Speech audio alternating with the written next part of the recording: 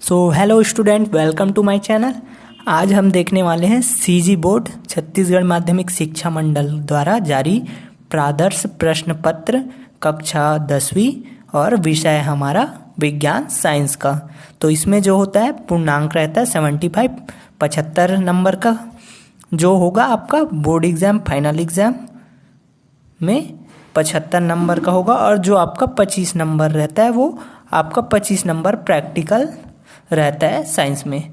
और समय इसको में आपको मिल रहा है 3 घंटे का समय रहेगा।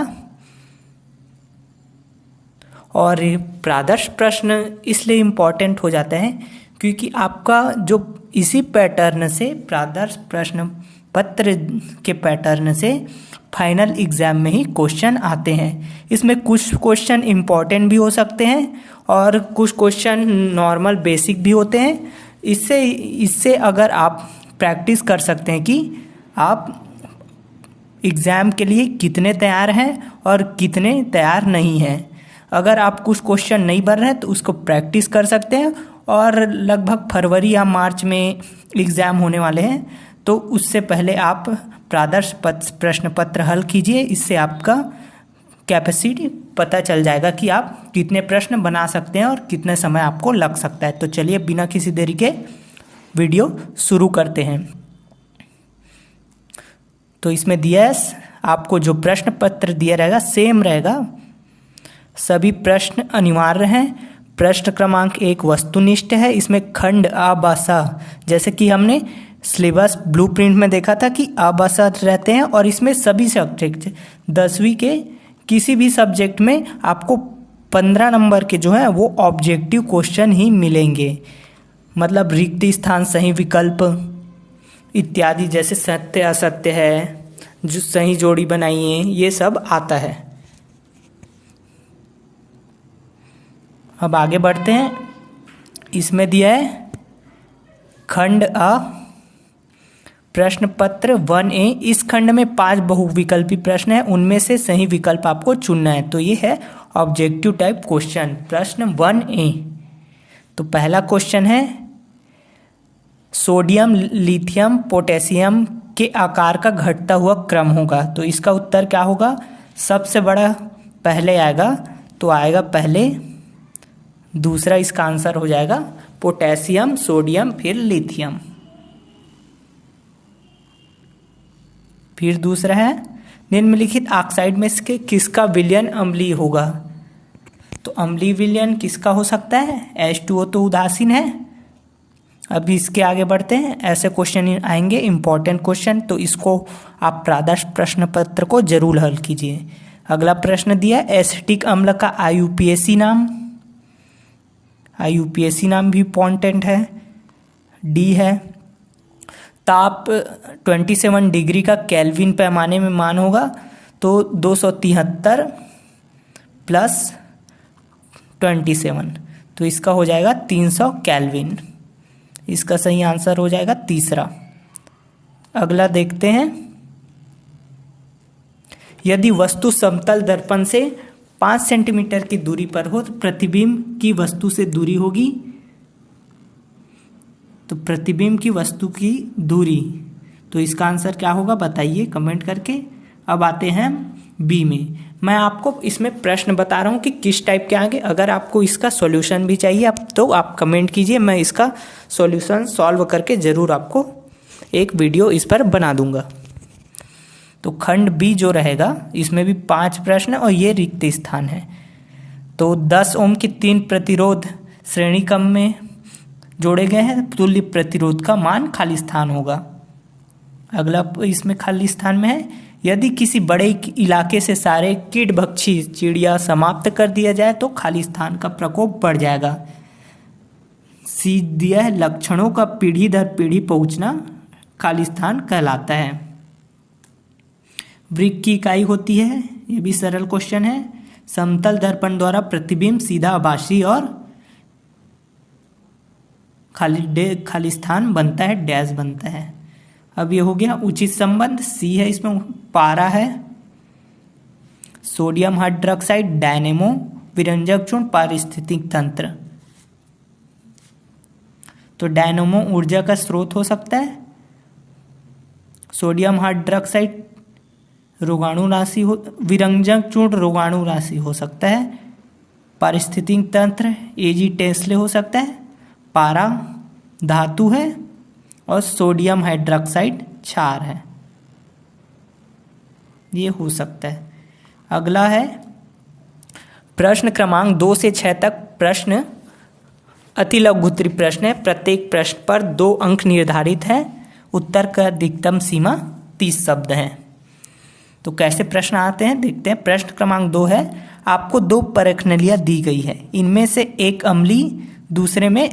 में अम्लीय और दूसरे में क्षारीय विलयन है। यदि आपको केवल लाल लिटमस पेपर दिया जाए तो आप प्रत्येक परखनली में रखे गए विलयन की प्रकृति की पहचान कैसे करेंगे।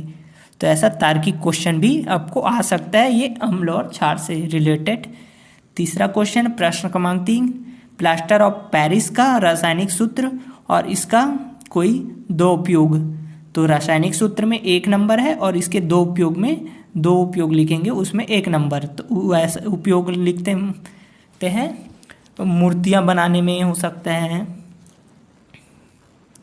अगला क्वेश्चन है प्रश्न क्रमांक 4, नाभिकीय संलयन एवं नाभिकीय विखंडन में कोई 2 अंतर। 1 अंतर में 1 नंबर मिलेगा और 2 अंतर में आपको 2 नंबर मिलेगा। अगला बढ़ते हैं आगे। प्रश्न क्रमांक 5 है, किन्हीं 4 नर जनन अंगों के नाम लिखिए।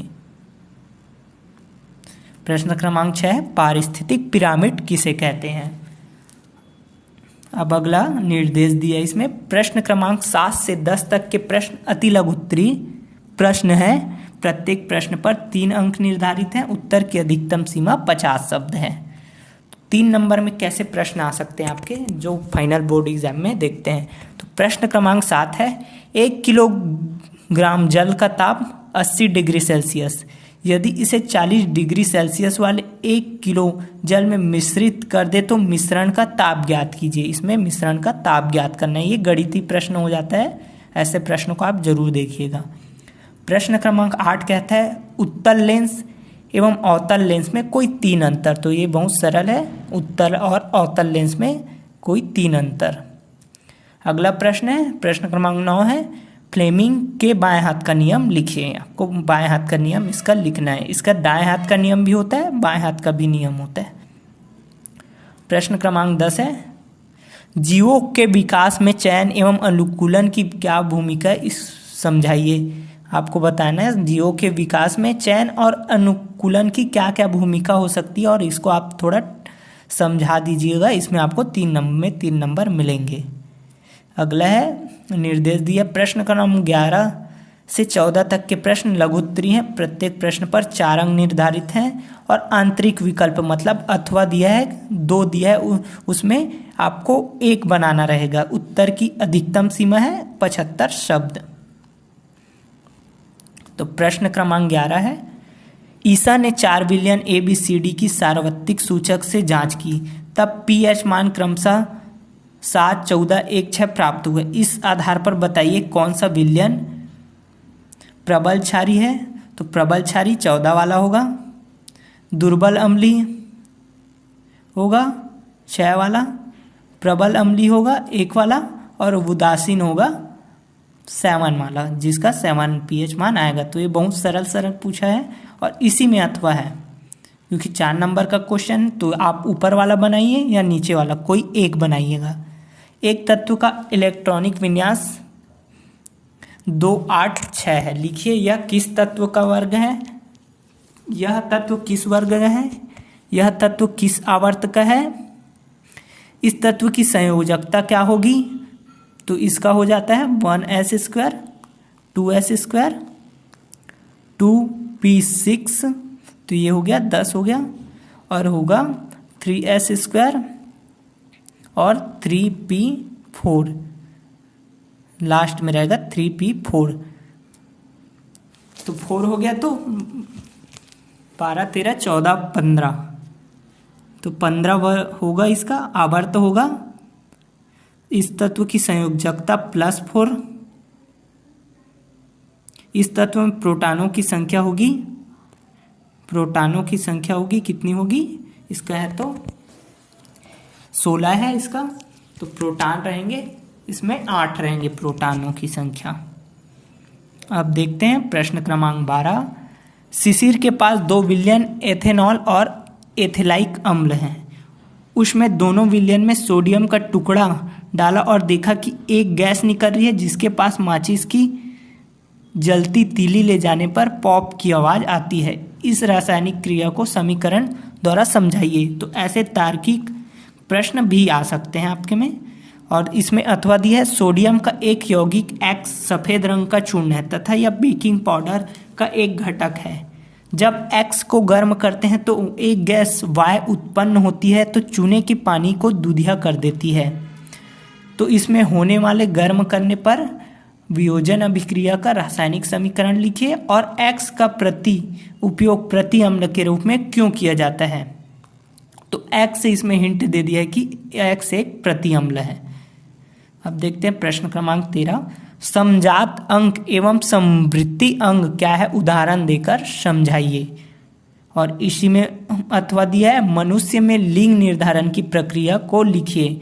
तो इसमें लिंग निर्धारण की उस प्रक्रिया है, उसमें आप चित्र भी बना दीजिएगा, उससे क्या है आपको 4 में 4 नंबर मिलेंगे। प्रश्न क्रमांक 14 है, पौधे प्रकाश के प्रति संवेदी होते हैं। क्या आप इस कथन से सहमत हैं? क्यों या क्यों नहीं है तो क्यों, और आपको है नहीं है तो क्यों, इसको आपको थोड़ा समझाना होगा, टिप्पणी लिखनी पड़ेगी। इसी में अथवा दिया है, सिराओं में हमेशा अनाक्सीकृत रक्त का बहाव नहीं होता। क्या इस अपकथन से सहमत हैं? क्यों या क्यों नहीं, इसमें भी आपको उस कथन से सहमत हैं या नहीं इसको बताना है, फिर आपको इसमें थोड़ा समझाना है। अब देखते हैं प्रश्न क्रमांक 15 से 16 तक के प्रश्न दीर्घ उत्तरीय है। प्रत्येक प्रश्न पर 5 अंक निर्धारित है। प्रत्येक प्रश्न आंतरिक विकल्प दिए हैं। उत्तर की अधिकतम सीमा 100 शब्द है। ये 5 अंक के हैं, इसमें दोनों अथवा दिया है और इसमें उत्तर की अधिकतम सीमा 100 शब्द आप लिख सकते हैं 100 शब्दों में। तो प्रश्न क्रमांक 15 है, एक मछली तालाब की सतह से 75 सेंटीमीटर गहराई पर प्रतीत होती है तो उसकी सतह की वास्तविक गहराई क्या है? दिया गया जल का अपवर्तनांक 4/3 है। तो इसको आपको वास्तविक गहराई ज्ञात करनी है। ये गणितीय प्रश्न है, ये अपवर्तन से है। प्रकाश वायु से 1.5 अपवर्तनांक वाले कांच के प्लेट में प्रवेश करता है। कांच में प्रकाश की चाल ज्ञात कीजिए। दिया गया निर्वात में प्रकाश की चाल 3 × 10⁸ मीटर प्रति सेकेंड है। तो ऐसे क्वेश्चन आ रहे हैं अथवा में, ये थोड़ा गणितीय प्रश्न है, अपवर्तन से है। विद्युत मोटर का निम्नांकित शीर्षकों के अंतर्गत वर्णन कीजिए। प्रश्न क्रमांक 16 नामांकित चित्र बनाना है आपको, सिद्धांत लिखना है और कार्यविधि लिखना है विद्युत मोटर का। और इसमें दिया है, जो छात्र दृष्टिबाधित है उन्हें आरेख के स्थान पर विद्युत मोटर के बनावट के विभिन्न भागों के सिर्फ नाम बस लिख देंगे।